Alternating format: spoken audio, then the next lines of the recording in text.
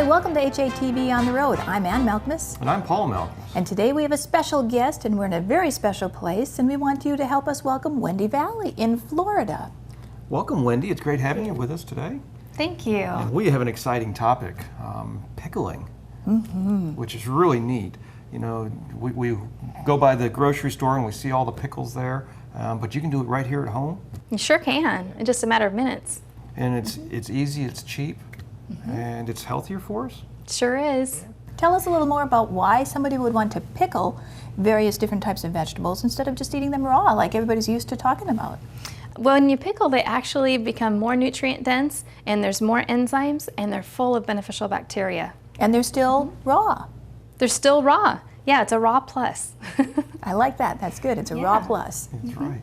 So how do we make pickles or fermented foods? Well, you just want to get them raw, and we're just going to cover them with salt water and make sure that there's no airborne yeast getting in. That's it. That's it. That's it. Can you show us? I sure can. Okay. I would love to. That sounds easy, doesn't it? I'm just going to take some veggies. I've got cauliflower here and snap peas, onions. I even have garbanzo beans. So I've got something that is a little bit cooked in there, but that's okay. The good beneficial bacteria will cling to them. Now we see that you're forcing them down into the jar. Is there a reason for that? I'm just greedy. Just packing them in? Well, yeah, as long as I'm doing it, let's get as many veggies in there as we can. So if you don't pack it as tightly, it won't hurt it? Doesn't make any difference. You could cover it with just one head if all you wanted to do was that. Okay. And I made it just to make life simple. I just used a pickling spice. Just by the canning department, I just grabbed a bottle of mixed pickling spice. So And it that just adds keeps some it. additional flavor? Yeah, you could also just use Italian seasoning or something, but the pickling spice is nice if you want that true pickled flavor. Is there salt in that? There is salt that is in the water, but by the time the fermentation process is done, the same amount of salt you put in is not there. It goes through a process during the fermentation where it's transformed and it's not the same. Okay. Do you use a special kind of salt? I like to use Celtic salt. You could use Himalayan salt, but any sea salt that is rich in minerals, because the minerals are important for what we're doing. You wouldn't use normal table salt? No, I would not. Yeah, we want all those rich minerals, and those minerals through this process are going to become so readily absorbable to our body that they're far more beneficial than just eating the salt in its natural state. Yeah, so I'm just going to cover it with the salt water. So you already added salt to this and it dissolved. And it dissolved, so now I'll just go ahead and cover that. And just fill the jar nice and full. I'm just going to put a little spacer cup in there, and this it keeps the veggies submerged underneath the liquid, but it also provides a place of escape for that expanding liquid as it's fermenting. And all I have to do is cap it, and it's done.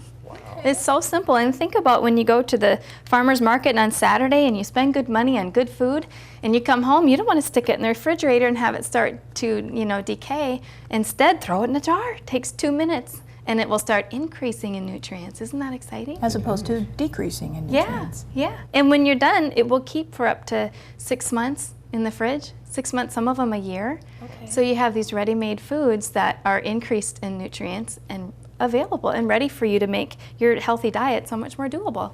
Now, how long would as soon as you're done putting that together, tell us how long they would have to keep that in the jar and where they would place the jar Sure. so that we can understand how quickly they can actually enjoy this food. Sure. Well, because this perfect pickler is pressurized, it actually increases the rate of fermentation, and it only takes just 4 days on your counter at room temperature. You're But going backward right now. I am, until I get it to lock, and now I'm going to go forward, and that creates a nice seal with that rubber gasket that's inside the lid. And you'll know you have an airtight seal because this water will begin to push up that way as that escaping gas is pushing up through the liquid, and eventually it starts to bubble, and it's so fun. We love to pickle with glass so we can see what's going on. Now you've put this little funny looking gadget on top of there. What does that do? That's an airlock, and by having a little bit of water placed inside of the airlock, it will prevent any airborne yeast from coming into the lock and getting into our cultured food down here, because we want an anaerobic lactic acid bacteria, which does not want oxygen, to flourish. We want to keep airborne yeast out. Okay, and you purposely put it in this little dish. I did, because sometimes, not every time, but occasionally, it'll just get fermenting nice and aggressively for you, and you might have a little liquid seep up over the edges, and then that'll just catch that for you. There's nothing wrong with it. You don't have to take it apart, but at least it won't get your countertop messy. Now you did cauliflower, garbanzo beans, onions. What else could you pickle with this?